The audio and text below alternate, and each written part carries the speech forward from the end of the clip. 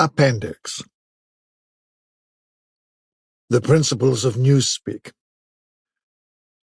Newspeak was the official language of Oceania and had been devised to meet the ideological needs of INCSOC, or English Socialism. In the year 1984, there was not as yet anyone who used Newspeak as his sole means of communication, either in speech or writing. The leading articles in the Times were written in it, but this was a tour de force, which could only be carried out by a specialist. It was expected that Newspeak would have finally superseded Old Speak, or Standard English, as we should call it, by about the year 2050. Meanwhile, it gained ground steadily, all party members tending to use Newspeak words and grammatical constructions more and more in their everyday speech. The version in use in 1984 and embodied in the 9th and 10th editions of the Newspeak Dictionary was a provisional one and contained many superfluous words and archaic formations which were due to be suppressed later. It is with the final perfected version, as embodied in the 11th edition of the dictionary, that we are concerned here. The purpose of Newspeak was not only to provide a medium of expression for the worldview and mental habits proper to the devotees of INCSOC, but to make all other modes of thought impossible. It was intended that when Newspeak had been adopted once and for all, and Old Speak forgotten, a heretical thought, that is, a thought diverging from the principles of INCSOC, should be literally unthinkable, at least so far as thought is dependent on words. Its vocabulary was so constructed as to give exact and often very subtle expression to every meaning that a party member could probably wish to express, while excluding all other meanings and also the possibility of arriving at them by indirect methods.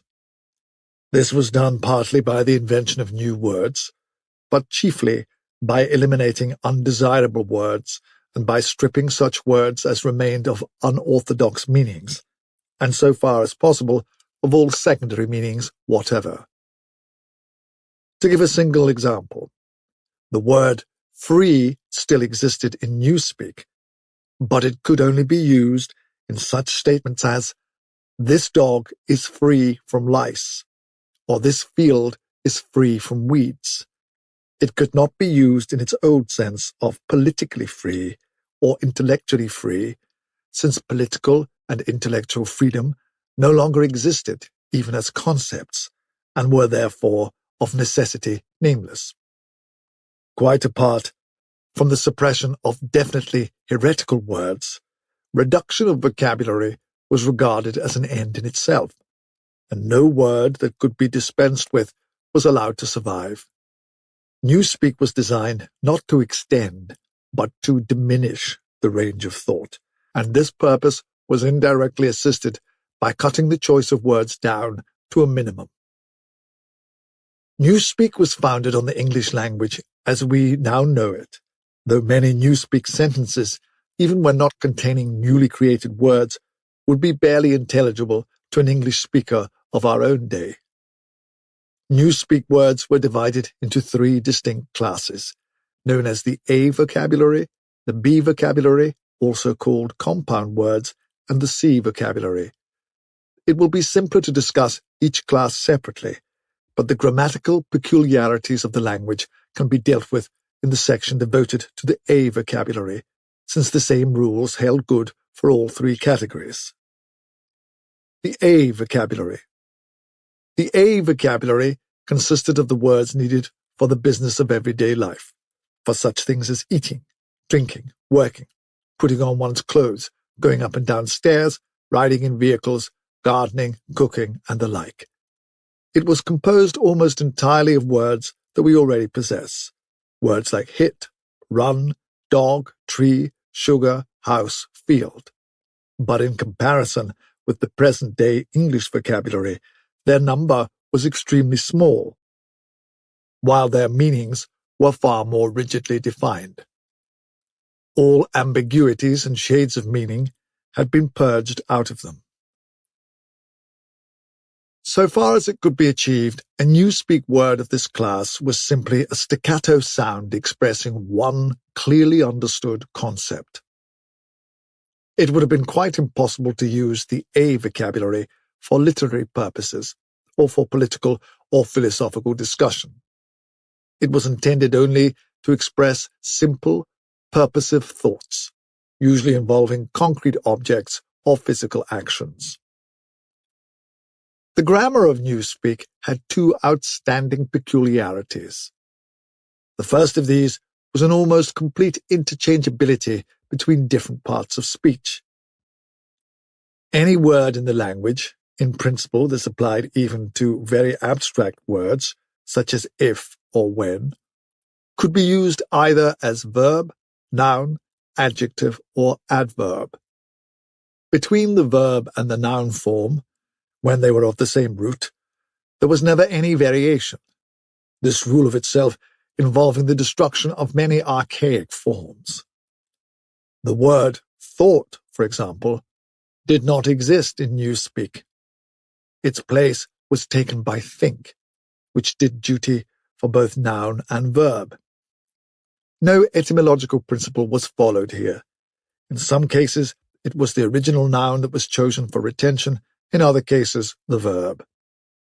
Even where a noun and verb of kindred meaning were not etymologically connected, one or other of them was frequently suppressed.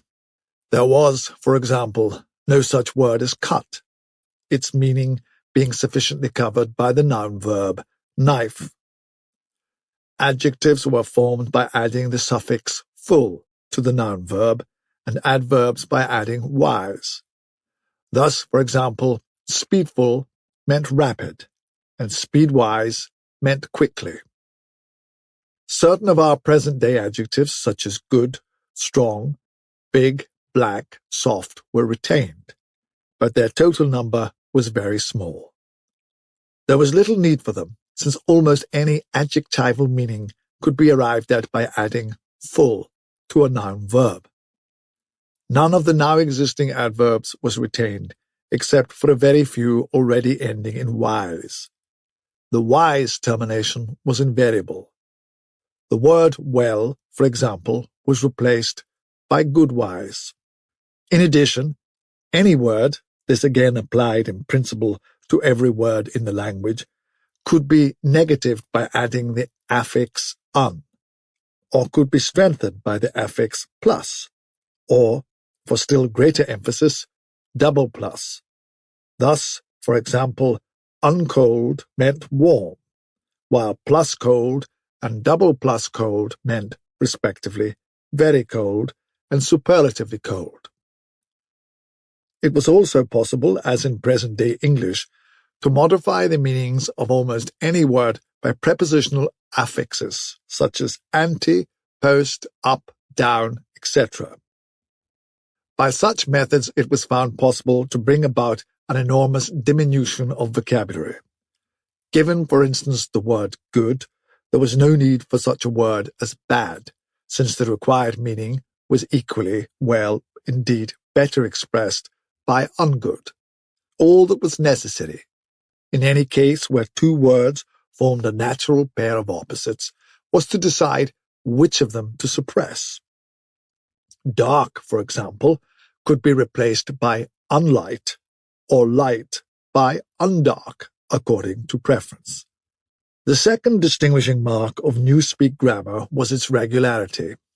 Subject to a few exceptions which are mentioned below, all inflections followed the same rules.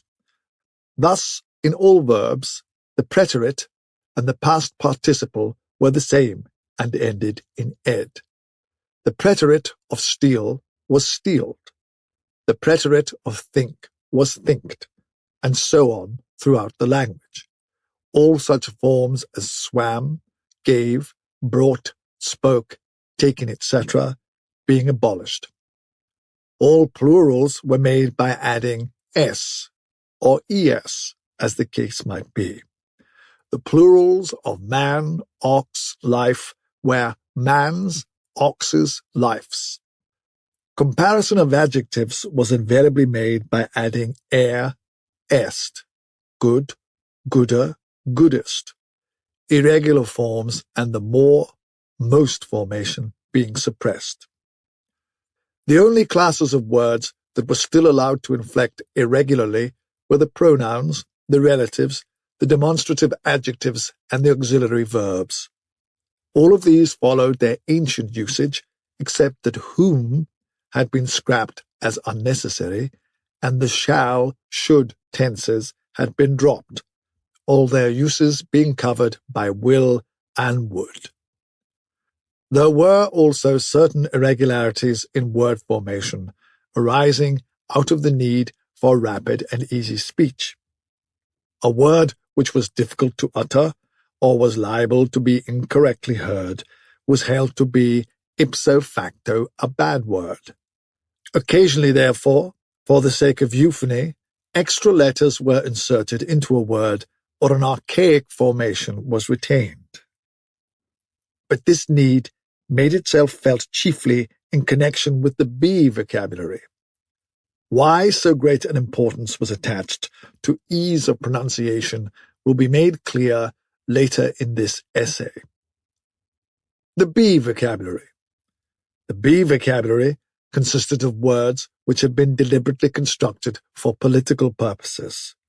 Words, that is to say, which not only had in every case a political implication, but were intended to impose a desirable mental attitude upon the person using them. Without a full understanding of the principles of Ingsoc, it was difficult to use these words correctly.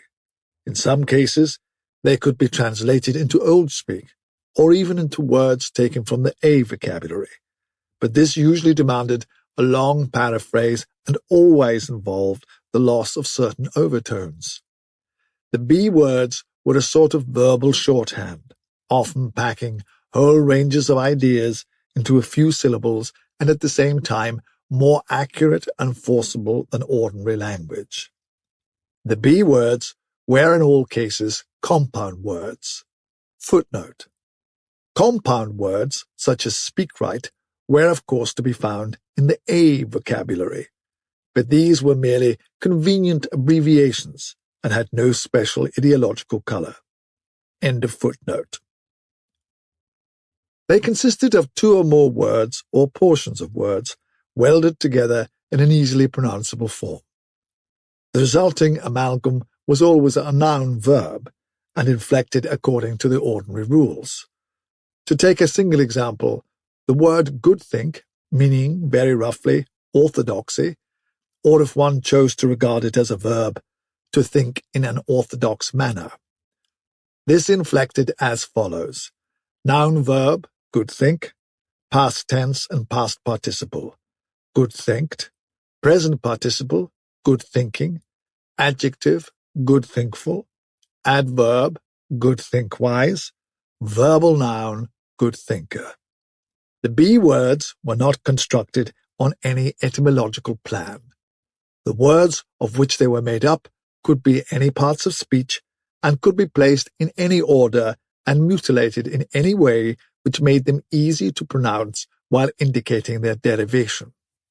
In the word crime think, thought crime, for instance, the think came second, whereas in think poll, thought police, it came first, and in the latter word, police had lost its second syllable. Because of the greater difficulty in securing euphony, irregular formations were commoner in the B vocabulary than in the A vocabulary. For example, the adjectival forms of mini-true, mini-pax, and mini-love were, respectively, mini-truthful, mini-peaceful, and mini-lovely, simply because truthful, paxful, and loveful was slightly awkward to pronounce. In principle, however, all B words could inflect, and all inflected in exactly the same way. Some of the B words had highly subtilized meanings, barely intelligible to anyone who had not mastered the language as a whole. Consider, for example, such a typical sentence from a Times leading article as "Old thinkers unbarely feel ingsoc." The shortest rendering that one could make of this in Old Speak would be, Those whose ideas were formed before the revolution cannot have a full emotional understanding of the principles of English socialism. But this is not an adequate translation. To begin with, in order to grasp the full meaning of the Newspeak sentence quoted above, one would have to have a clear idea of what is meant by ingsoc. And in addition, only a person thoroughly grounded in ingsoc could appreciate the full force of the word bellyfeel, which implied a blind, enthusiastic acceptance difficult to imagine today, or of the word oldthink, which was inextricably mixed up with the idea of wickedness and decadence. But the special function of certain Newspeak words, of which oldthink was one, was not so much to express meanings as to destroy them. These words, necessarily few in number, had had their meanings extended until they contained within themselves whole batteries of words which, as they were sufficiently covered by a single comprehensive term, could now be scrapped and forgotten. The greatest difficulty facing the compilers of the Newspeak dictionary was not to invent new words, but, having invented them, to make sure what they meant. To make sure, that is to say, what ranges of words they cancelled by their existence. As we have already seen, in the case of the word free, words which had once borne a heretical meaning were sometimes retained for the sake of convenience, but only with the undesirable meanings purged out of them. Countless other words, such as honor, justice, morality, internationalism, democracy, science, and religion, had simply ceased to exist. A few blanket words covered them, and, in covering them, abolished them. All words grouping themselves round the concepts of liberty and equality, for instance, were contained in the single word crime-think, while all words grouping themselves round the concepts of objectivity and rationalism were contained in the single word old-think. Greater precision would have been dangerous. What was required in a party member was an outlook similar to that of the ancient Hebrew, who knew, without knowing much else, that all nations, other than his own, worshipped false gods. He did not need to know that these gods were called Baal, Osiris, Moloch, Ashtaroth, and the like. Probably the less he knew about them, the better for his orthodoxy. He knew Jehovah and the commandments of Jehovah. He knew, therefore, that all gods with other names or other attributes were false gods. In somewhat the same way, the party member knew what constituted right conduct, and in exceedingly vague, generalized terms, he knew what kinds of departure from it were possible. His sexual life, for example, was entirely regulated by the two Newspeak words sex crime, sexual immorality, and good sex, chastity. Sex crime covered all sexual misdeeds whatever. It covered fornication, adultery, homosexuality, and other perversions, and in addition, normal intercourse practiced for its own sake. There was no need to enumerate them separately, since they were all equally culpable, and, in principle, all punishable by death. In the C vocabulary, which consisted of scientific and technical words, it might be necessary to give specialized names to certain sexual aberrations, but the ordinary citizen had no need of them.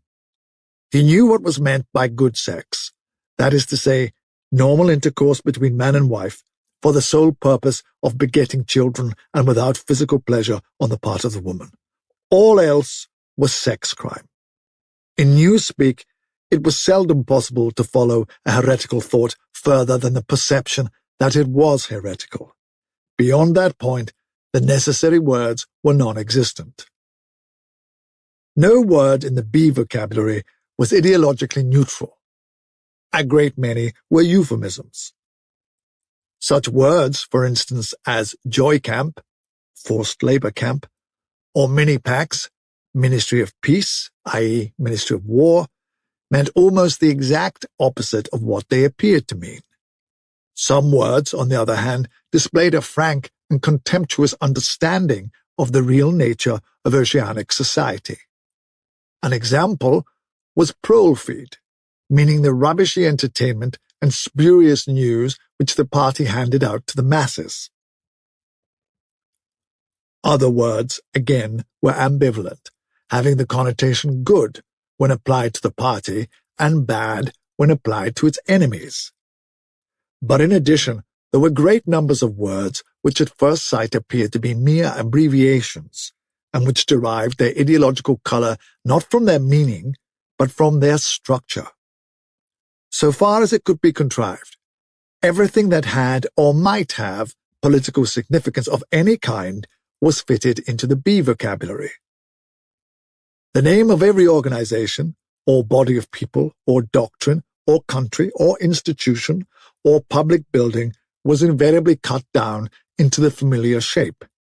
That is, a single easily pronounced word with the smallest number of syllables that would preserve the original derivation.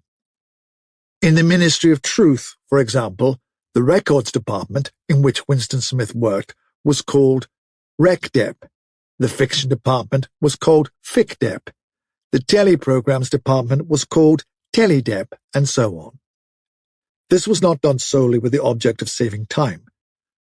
Even in the early decades of the 20th century, telescoped words and phrases had been one of the characteristic features of political language, and it had been noticed that the tendency to use abbreviations of this kind was most marked in totalitarian countries and totalitarian organizations. Examples were such words as Nazi, Gestapo, Comintern, Imprecaur, Agitprop. In the beginning, the practice had been adopted as it were instinctively, but in Newspeak it was used with a conscious purpose. It was perceived that in thus abbreviating a name one narrowed and subtly altered its meaning, by cutting out most of the associations that would otherwise cling to it. The words Communist International, for instance, call up a composite picture of universal human brotherhood, red flags, barricades, Karl Marx, and the Paris Commune. The word Comintern, on the other hand, suggests merely a tightly knit organization and a well-defined body of doctrine. It refers to something almost as easily recognized and as limited in purpose as a chair or a table. Comintern is a word that can be uttered almost without taking thought, whereas Communist International is a phrase over which one is obliged to linger, at least momentarily. In the same way, the associations called up by a word like mini-true are fewer and more controllable than those called up by Ministry of Truth. This accounted not only for the habit of abbreviating whenever possible, but also for the almost exaggerated care that was taken to make every word easily pronounceable. In Newspeak, euphony outweighed every consideration other than exactitude of meaning. Regularity of grammar was always sacrificed to it when it seemed necessary. And rightly so, since what was required, above all for political purposes, were short, clipped words of unmistakable meaning which could be uttered rapidly and which roused the minimum of echoes in the speaker's mind. The words of the B vocabulary even gained in force from the fact that nearly all of them were very much alike. Almost invariably, these words, goodthink, mini-pax, prolfeed, sex crime, joy camp, ingsoc, bellyfeel, thinkpole, and countless others, were words of 2 or 3 syllables, with the stress distributed equally between the first syllable and the last. The use of them encouraged a gabbling style of speech, at once staccato and monotonous. And this was exactly what was aimed at. The intention was to make speech, and especially speech on any subject not ideologically neutral, as nearly as possible independent of consciousness. For the purposes of everyday life, it was no doubt necessary, or sometimes necessary, to reflect before speaking. But a party member called upon to make a political or ethical judgment should be able to spray forth the correct opinions as automatically as a machine gun spraying forth bullets. His training fitted him to do this. The language gave him an almost foolproof instrument, and the texture of the words, with their harsh sound and a certain willful ugliness which was in accord with the spirit of Ingsoc, assisted the process still further. So did the fact of having very few words to choose from. Relative to our own, the Newspeak vocabulary was tiny, and new ways of reducing it were constantly being devised. Newspeak, indeed, differed from almost all other languages in that its vocabulary grew smaller instead of larger every year. Each reduction was a gain, since the smaller the area of choice, the smaller the temptation to take thought. Ultimately, it was hoped to make articulate speech issue from the larynx without involving the higher brain centers at all. This aim was frankly admitted in the Newspeak word duckspeak, meaning to quack like a duck. Like various other words in the B vocabulary, duckspeak was ambivalent in meaning. Provided that the opinions which were quacked out were orthodox ones, it implied nothing but praise, and when the Times referred to one of the orators of the party as a double-plus good duck speaker, it was paying a warm and valued compliment. The C vocabulary. The C vocabulary was supplementary to the others and consisted entirely of scientific and technical terms. These resembled the scientific terms in use today and were constructed from the same roots, but the usual care was taken to define them rigidly and strip them of undesirable meanings. They followed the same grammatical rules as the words in the other two vocabularies. Very few of the C words had any currency either in everyday speech or in political speech. Any scientific worker or technician could find all the words he needed in the list devoted to his own speciality, but he seldom had more than a smattering of the words occurring in the other lists. Only a very few words were common to all lists, and there was no vocabulary expressing the function of science as a habit of mind or a method of thought, irrespective of its particular branches. There was indeed no word for science, any meaning that it could possibly bear being already sufficiently covered by the word Ingsoc. From the foregoing account, it will be seen that in Newspeak, the expression of unorthodox opinions above a very low level was well nigh impossible. It was, of course, possible to utter heresies of a very crude kind, a species of blasphemy. It would have been possible, for example, to say, Big Brother is ungood. But this statement, which to an orthodox ear merely conveyed a self-evident absurdity, could not have been sustained by reasoned argument, because the necessary words were not available. Ideas inimical to Ingsoc could only be entertained in a vague, wordless form, and could only be named in very broad terms, which lumped together and condemned whole groups of heresies without defining them in doing so. One could, in fact, only use Newspeak for unorthodox purposes by illegitimately translating some of the words back into Old Speak. For example, all mans are equal was a possible Newspeak sentence, but only in the same sense in which all men are red-haired is a possible Old Speak sentence. It did not contain a grammatical error, but it expressed a palpable untruth, i.e., that all men are of equal size, weight, or strength. The concept of political equality no longer existed, and this secondary meaning had accordingly been purged out of the word equal. In 1984, when Old Speak was still the normal means of communication, the danger theoretically existed that in using Newspeak words, one might remember their original meanings. In practice, it was not difficult for any person well grounded in doublethink to avoid doing this, but within a couple of generations, even the possibility of such a lapse would have vanished. A person growing up with Newspeak as his sole language would no more know that equal had once had the secondary meaning of politically equal, or that free had once meant intellectually free, than, for instance, a person who had never heard of chess would be aware of the secondary meanings attaching to queen and rook. There would be many crimes and errors which it would be beyond his power to commit, simply because they were nameless and therefore unimaginable.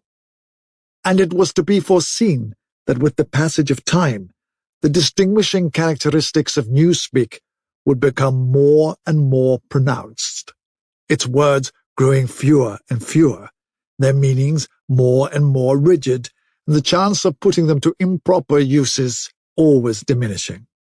When Old Speak had been once and for all superseded, the last link with the past would have been severed.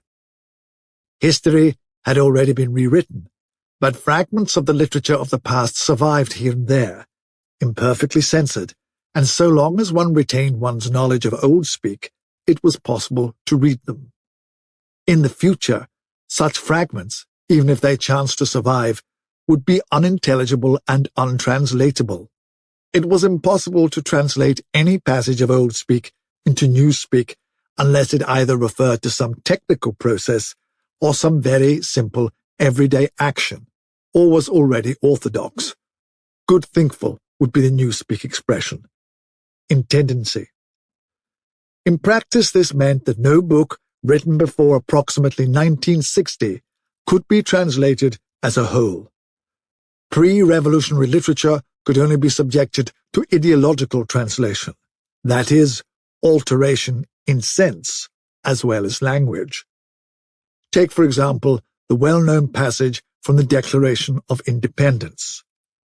We hold these truths to be self-evident, that all men are created equal, that they are endowed by their Creator with certain unalienable rights, that among these are life, liberty, and the pursuit of happiness, that to secure these rights, governments are instituted among men, deriving their just powers from the consent of the governed, that whenever any form of government becomes destructive of these ends, it is the right of the people to alter or to abolish it and to institute new government.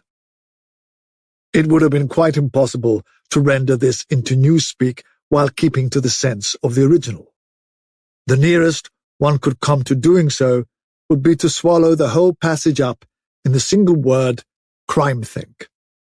A full translation could only be an ideological translation, whereby Jefferson's words would be changed into a panegyric on absolute government. A good deal of the literature of the past was, indeed, already being transformed in this way. Considerations of prestige made it desirable to preserve the memory of certain historical figures, while at the same time bringing their achievements into line with the philosophy of Ingsoc. Various writers, such as Shakespeare, Milton, Swift, Byron, Dickens, and some others, were therefore in process of translation. When the task had been completed, their original writings, with all else that survived of the literature of the past, would be destroyed. These translations were a slow and difficult business, and it was not expected that they would be finished before the first or second decade of the 21st century. There were also large quantities of merely utilitarian literature, indispensable technical manuals and the like, that had to be treated in the same way. It was chiefly in order to allow time for the preliminary work of translation that the final adoption of Newspeak had been fixed for so late a date as 2050.